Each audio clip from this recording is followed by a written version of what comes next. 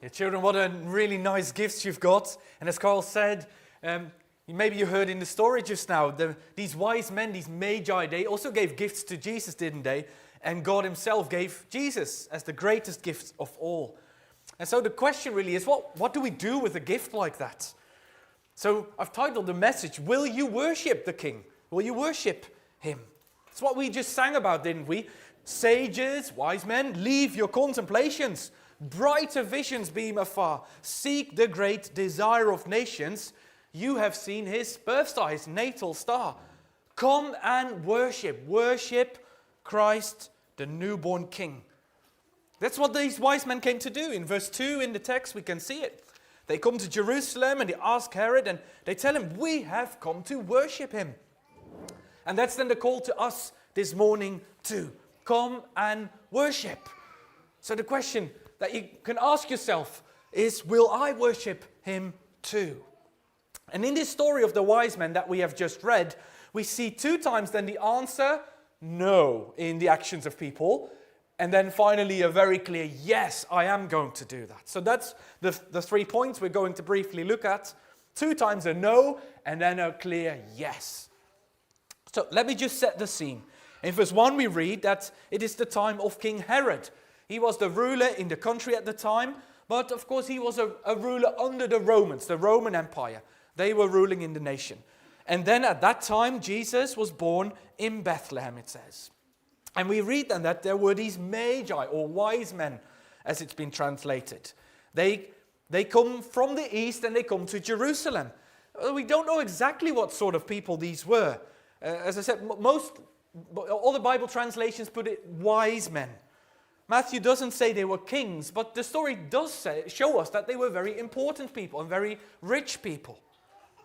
And they apparently looked at and they knew very much about the stars. And as they had studied it, they recognized there's a new star now, something in the heavens that they saw, and they interpreted in their way, oh, this must mean a newborn king.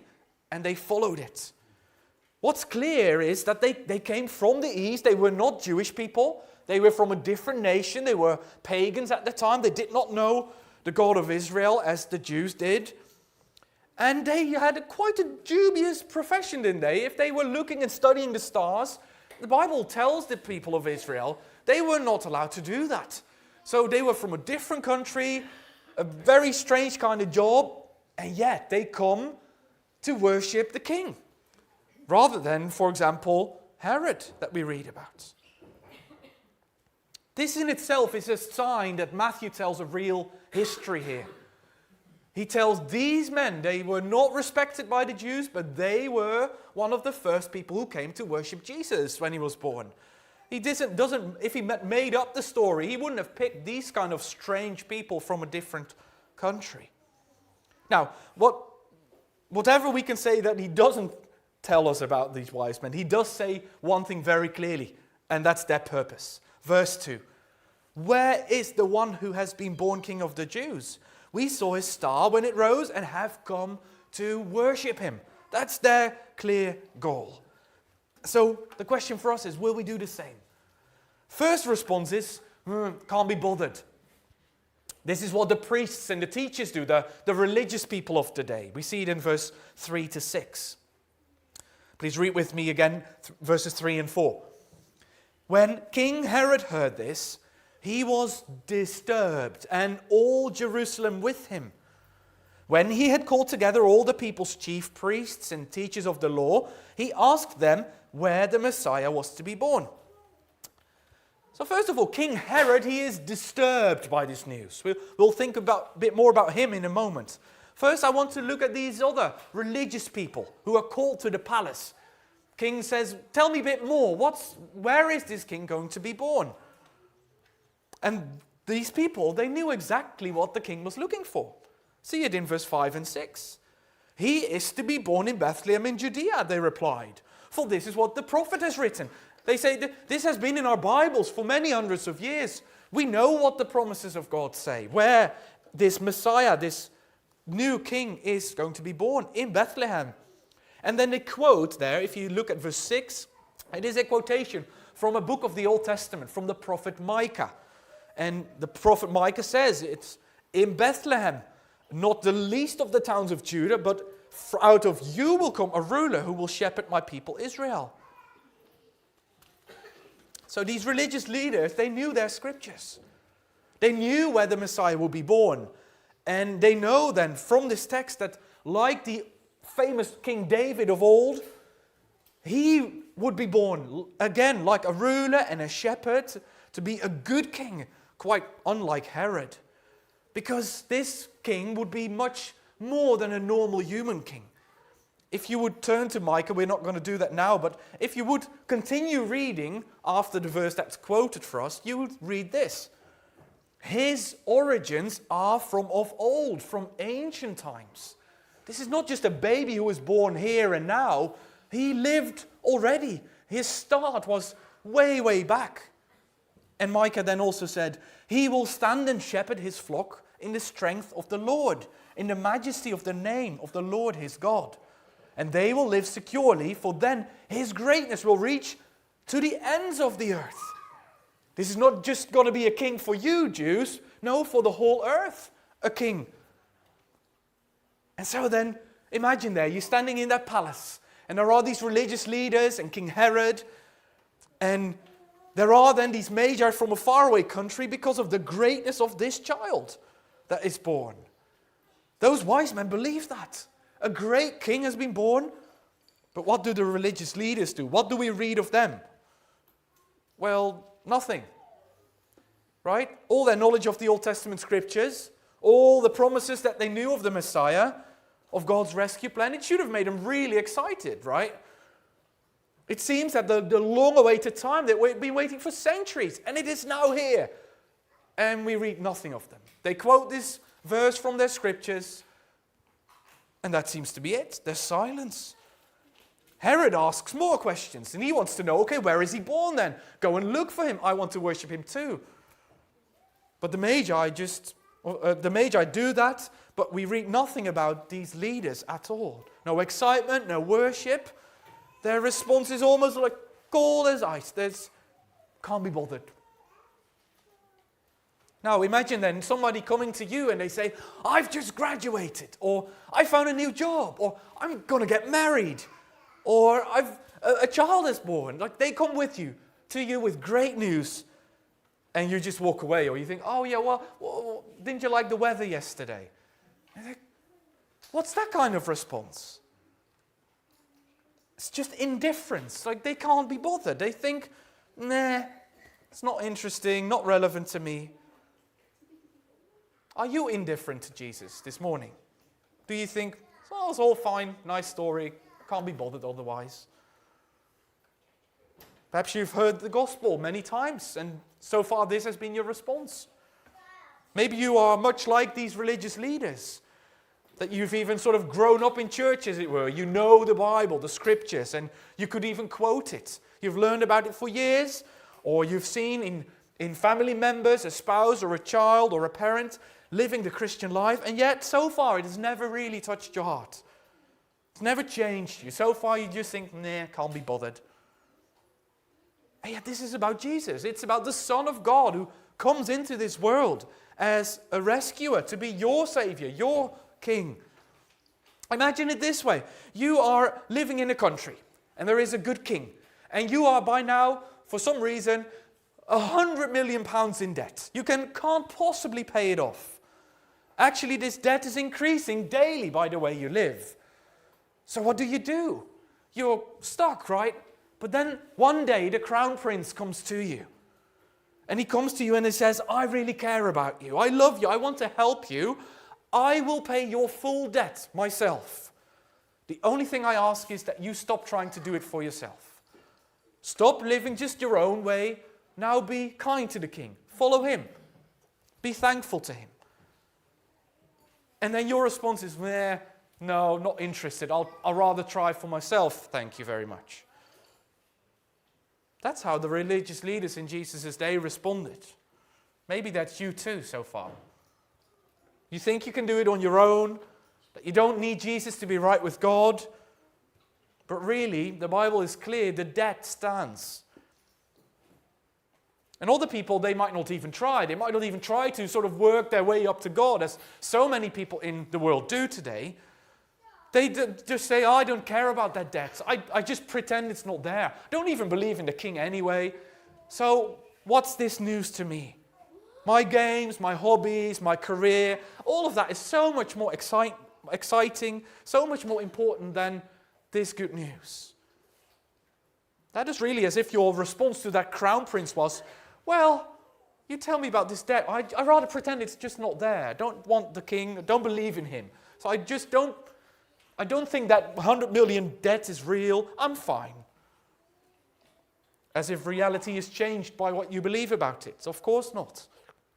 This is a terrible mistake. If this has been your thinking so far, follow the Bible. It is so clear. There is a king, and he is just, he is righteous, he is holy, and he won't brush away the debt. And of course, our debt is our sin, our wrongdoing before God.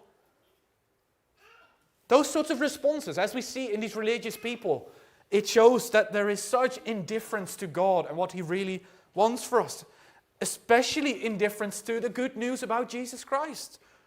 That really, brushing it off in this way, and I can't be bothered, it is such an insult, isn't it?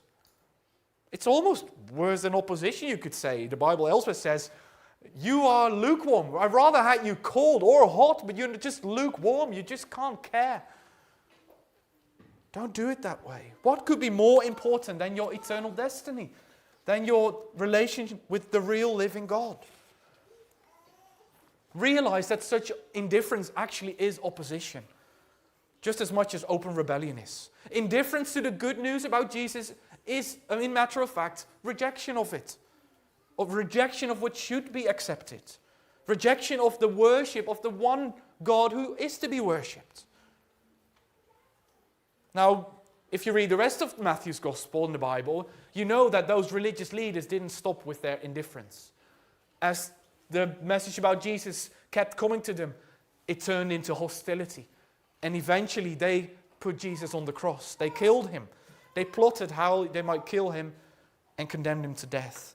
And that really brings us to a second kind of negative response, which is, I want him gone, this newborn king. This is Herod's response. Because that hostile kind of hatred was there with Herod right from the beginning. When he heard the news from these magi, he started his scheming. Read with me in verse 7 and 8. Then Herod called the magi secretly and found out from them the exact time the star had appeared. He sent them to Bethlehem and said, "Go and search carefully for the child. As soon as you find him, report to me, that I too may go and worship him." But it's very clear from the rest of the passage that he was lying. Verse 12 to 16 tells us of a horrible thing he did, that he went to Bethlehem with his soldiers and he murdered all the babies 2 years and under. From the start, his response was, I want that new king gone. I can't care what way I have to use for it. He so feared for his own throne and his own position and his power. He so hated a newborn child that he committed such a crime. Now, thankfully for the Magi, God spares them from being part of Herod's plan. We read in verse 12 that they are receiving a dream from God, telling them, go via another way. Don't go back via Herod.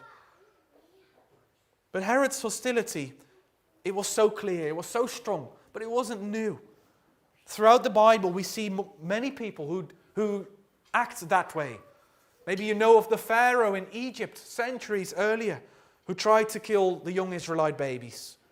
Maybe you know the story of Queen Esther and Haman, that man who wanted to wipe out the whole Jewish nation. And later, many others do the same thing. We read at the last book of the Bible, Revelation 12, it is revealed to us that it is really the devil, Satan, who is behind all such attacks. He is trying to snatch away God's promises, God's child even, right there when he was born. And still today, many people, many leaders hate God, oppose God, persecute God's people.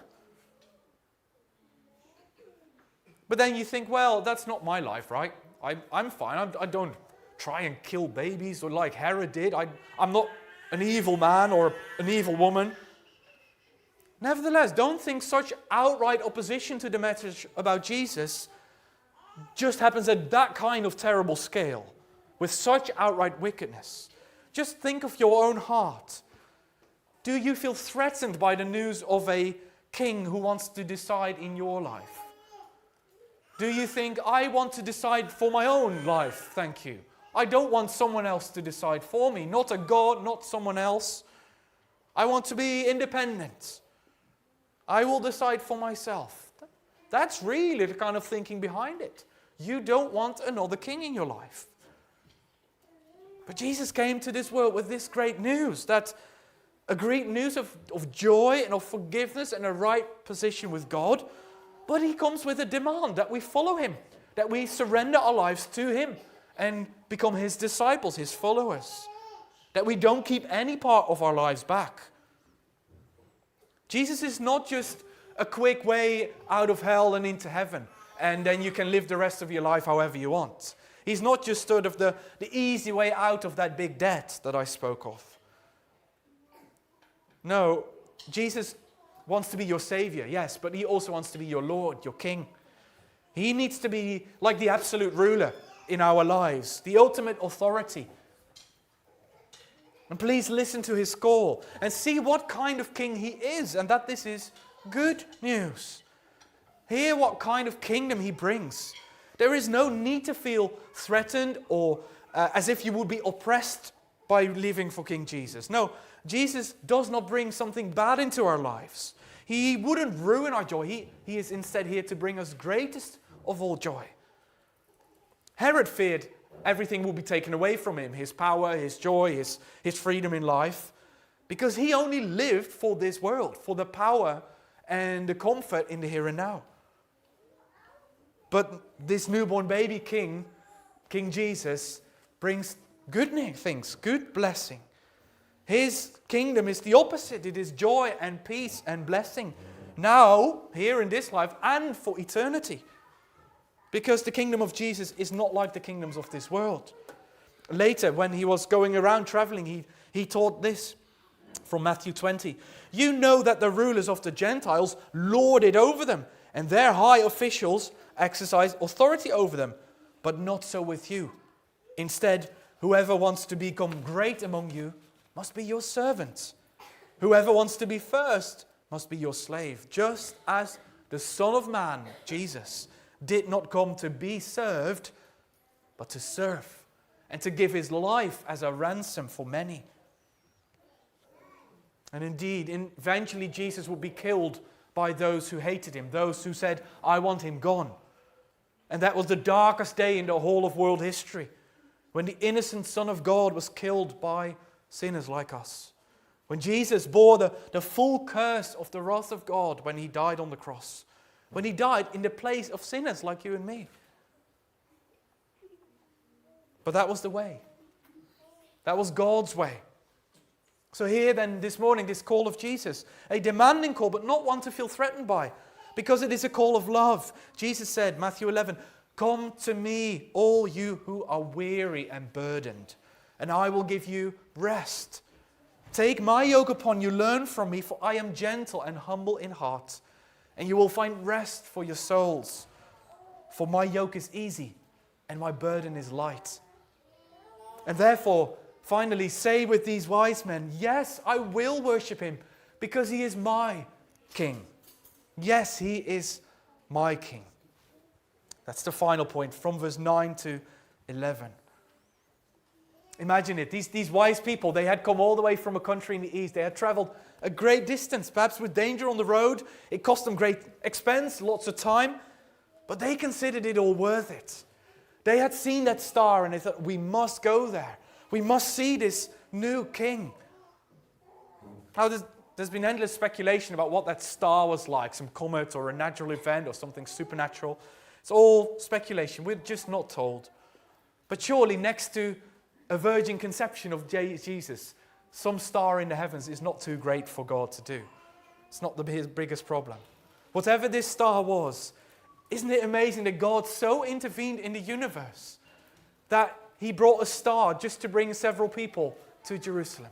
Just as he used the emperor of the Roman empire at the time to bring Joseph and Mary to Bethlehem, some 90 miles or so away. So great is our God. He has got the whole of creation in his hands, the kings, the empires, the stars. He is great. They might not realize it all, but all the kings and the powerful people of this earth are still in his hands. King Herod and our leaders today too. You and me too. Because this big God came into this world for you and me. The King of the universe into this world now as a baby, held in Mary's arms. The Creator who put each star in place is now there, a helpless baby, needing to drink from his mother's breast. Isn't that marvelous? Isn't that sort of beyond understanding, so beautiful? Is he also your King? These wise men, these magi, came to worship him. They were led to Bethlehem. See it in verse 9. After they had heard the king, they went on their way, and the star they had seen when it rose went ahead of them until it stopped over the place where the child was. And then verse 10. When they saw the star, they were overjoyed. Literally, they rejoiced with exceedingly great joy. It's like super mega joy. I imagine them sort of laughing and cheering. Woo! We have found him! And they are so full of excitement. And they go in. If you're a Christian today, didn't such joy flood into your heart when you found Christ? Didn't you think, yes, I found him. He is my King now. He has rescued me. And in verse 11 then, on coming to the house, they saw the child with his mother Mary. They bowed down and worshipped him. Then they opened their treasures, presented him with gifts of gold, frankincense, and myrrh. And so these rich and important people from a far country bow on the ground before a baby. They worship a baby because they know he's not an ordinary child. This is a great king. He's the son of David, born in the city of David. And he's worshipped like a king. And these magi gave him expensive gifts, luxury products, fit for a king. Gold, frankincense, and myrrh. Reminds me of a story earlier in the Bible, the Queen of Sheba who came to visit Solomon, the direct son of David, some 900 years earlier. She too came with a caravan of camels and rich gifts from her country to Jerusalem. And she said this. She said to the king, "The report I heard in my own country about your achievements and your wisdom is true. But I did not believe these things until I came and saw with my own eyes. Indeed, not even half was told me. In wisdom and wealth, you have far exceeded the report I heard. How happy your people must be. How happy your officials who continually stand before you and hear your wisdom. Praise be to the Lord your God, who has delighted in you and placed you on the throne of Israel. Because the Lord's eternal love for Israel, he has made you king to maintain justice and righteousness." Of course, at the time these magi visited, Jesus was still a baby. But as Luke writes, the child grew and became strong and grew in wisdom and in favor with God and people. The grace of God was on him. So later the Bible says someone greater than Solomon was here. So can you imagine the magi saying something like these words? Like the Queen of Sheba said. They tell Mary and Joseph, "We saw your star. I heard the report in my own country, but I did not believe just how great it was until I came and saw it with my own eyes. How happy your people must be. Praise to the God, Lord your God, who has delighted in you and placed you, baby, on the throne of the universe, the throne of Israel.